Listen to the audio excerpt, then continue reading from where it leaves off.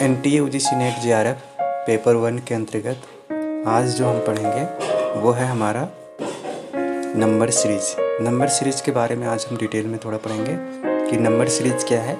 ये यूनिट 5 के अंतर्गत आप सभी देखते होंगे कि यूनिट 5 के अंतर्गत इसको पूछा जाता है पेपर 1 में, ठीक है, जिसमें रीजनिंग है, यानी कि लॉजिकल रीजनिंग और मैथमेटिकल जो रीजनिंग है उसके अंतर्गत ये टॉपिक पूछा जाता है। तो आइए इसके बारे में हम पढ़ते हैं। पहले हम ये जानने की कोशिश करते हैं कि नंबर सीरीज एक्चुअली क्या है।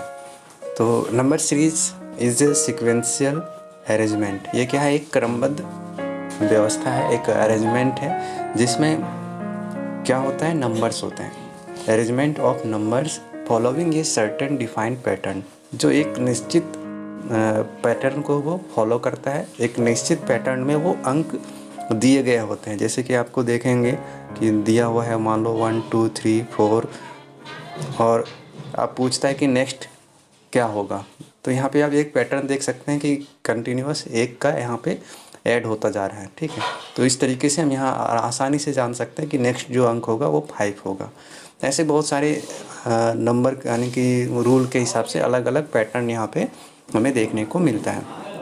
नेक्स्ट जो इसमें क्या है कि इस सेक्शन में हम देखते हैं कि we deal with the questions in which a series of numbers. यहाँ जैसे हमने पहले ही कहा कि एक सिक्वेंशियल अरेंजमेंट होता है नंबर का, तो वहाँ पर एक सीरीज ऑफ नंबर्स होते हैं जो which are generally called the terms of series. जैसे कि जो 1 2 3 4 5 इस तरह का जो ये अंक थे, इसको हम टर्म ऑफ सीरीज कहते हैं। मतलब इस जो पार्टिकुलर सीरीज है उसके ये इंडिविजुअल टर्म्स हैं, मतलब अलग अलग पद हैं, ठीक है। तो जो दीज नंबर्स या टर्म्स, और इन जो सभी टर्म्स हम जो दिए गए हैं वो क्या करता है, फॉलो ये सर्टेन पैटर्न।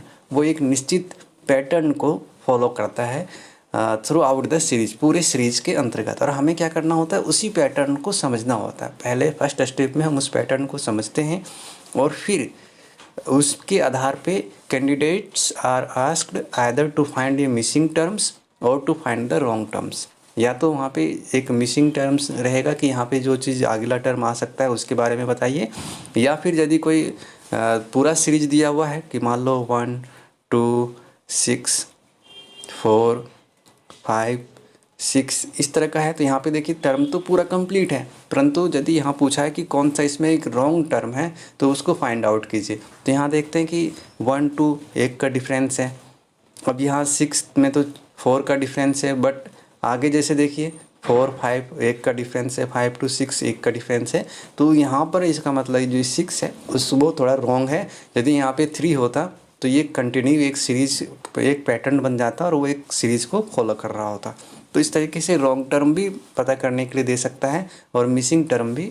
जैसा कि आप ज़्यादातर क्वेश्चन में देखते हैं कि कोई एक सीरीज़ दिया हुआ होता है और उसके बाद कहते हैं कि यहाँ पे जो मिसिंग टर्म है नेक्स्ट टर्म क्या होगा। तो ये दो तरीके से क्वेश्चन पूछे जाते हैं।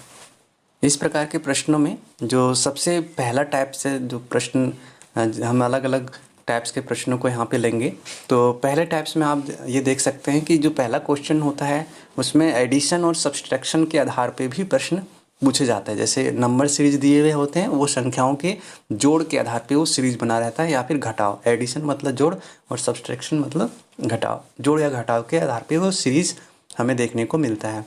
तो यहाँ पर जो एडिशन और सब्सट्रैक्शन होगा वो कंसेक्टिव और ऑड इवन नंबर का होगा। या तो ऑड मतलब हो गया विषम संख्या और इवन मतलब सम संख्या, ठीक है। तो जो थोड़ा सा आपको ये पता होगा कि विषम संख्या वो है जो 2 से विभाजित ना होता हो। जैसे कि 5 ये 2 से कम्प्लीटली डिविजिबल नहीं है।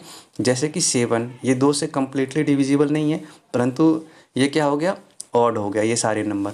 और इवन कौन सा है, तो इवन नंबर वो है जो 2 से कम्प्लीटली डिवाइड हो जाता है।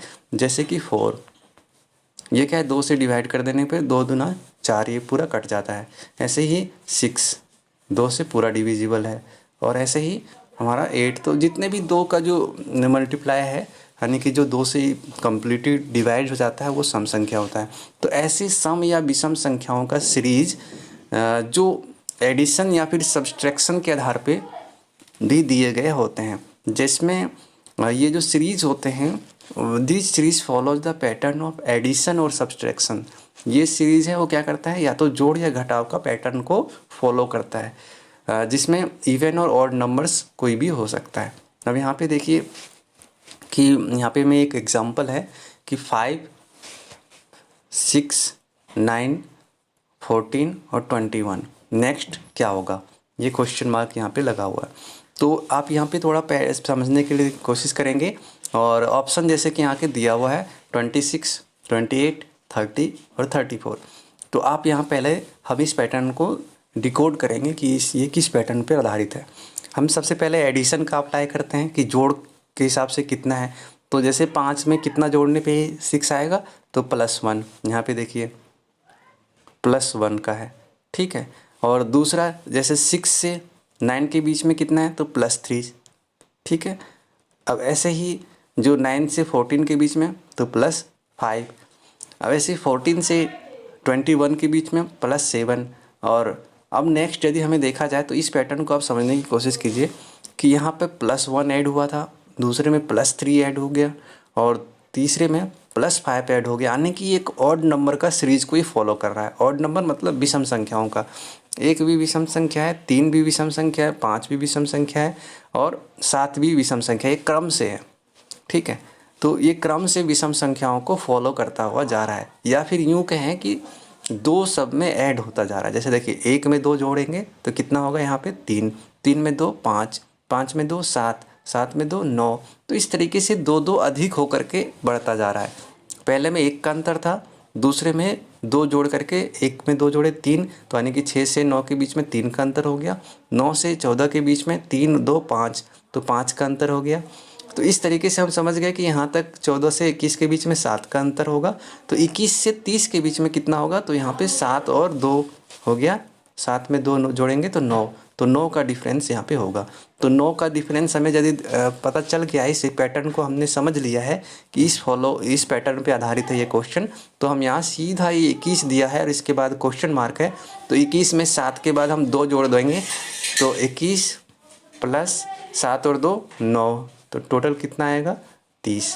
तो ये हमारा आंसर हो जाएगा 30। अब 30 किस में है, तो 30 का जो ऑप्शन है वो किस में है, सी ऑप्शन में। तो इसलिए सी हमारा जो पैटर्न है, the pattern of this series is shown below and the answer is C, ठीक है। ये सॉल्यूशन यहाँ पे आप देख सकते हैं, तो इसका आंसर होगा हमारा सी। तो आप ये समझ गए होंगे कि हमें पहले ये पता करना होता है कि जो नंबर सीरीज जो दिया गया है वो किस पैटर्न को फॉलो कर रहा है। एडिशन का है तो एडिशन में से एक ऑड नंबर का या फिर इवन नंबर का एक पैटर्न फॉलो कर रहा है, तो उससे हमें अगले क्रम का अगला जो पद है उसके बारे में हमें पता चल जाता है, ठीक है। हमें लगता है कि आप इसको समझ गए होंगे। अब नेक्स्ट जो हम है दूसरे एग्जाम्पल से इसे समझने की कोशिश करते हैं।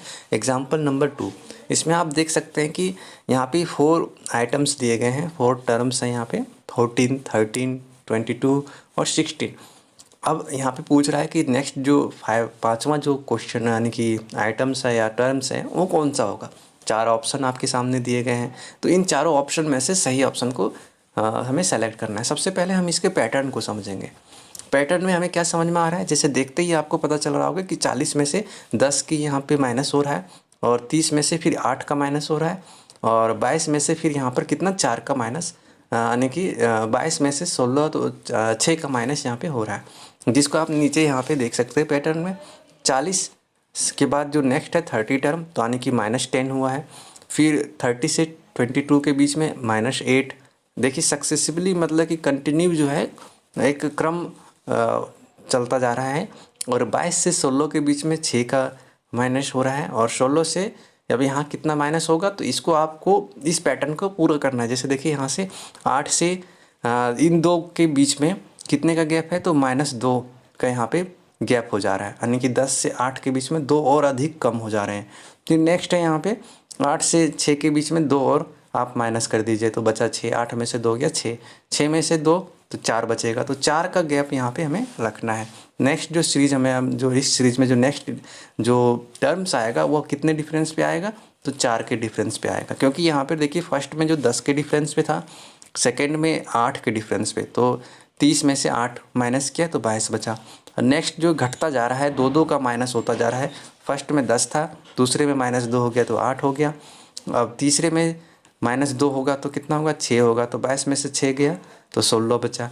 अब जो नेक्स्ट है, फिर चूँकि 6 का डिफरेंस था, अब यहाँ 4 का 2 माइनस कर देने के बाद तो 14 में से 2 माइनस किए तो 4 बचा, तो उसको घटाने के बाद 16 में से तो ये कितना होगा, 12 होगा।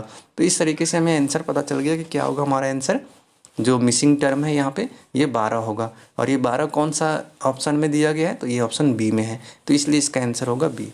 तो ये जो पैटर्न है ये क्या फॉलो कर रहा है इस सीरीज़ में जो हम देख रहे हैं, consist of A pattern of subtraction of conjunctive even number. जो क्रम से जो हमारा इवन नंबर है वो सब्सट्रैक्शन का ये फॉलो कर रहा है। इवन मतलब कि सम संख्या, ये देखिए सारे 2 से डिवाइड हो सकते हैं, सारे जो कम्प्लीटली डिविजिबल है। तो यहाँ केवल हमें ये ध्यान रखना है कि जो पहले 2 टर्म है उसके बीच का क्या फैक्टर रिलेशन है। तो पहले 2 टर्म के बीच में -10 का अंतर है, मतलब कि 10 का अंतर है, घटाव है। फिर दूसरे जो नेक्स्ट जो 2 टर्म है तो उसमें कितने का है, 8 का। तो यहाँ पर इन दोनों के बीच में भी कितना कमी हो गया है, 2 का माइनस हो गया।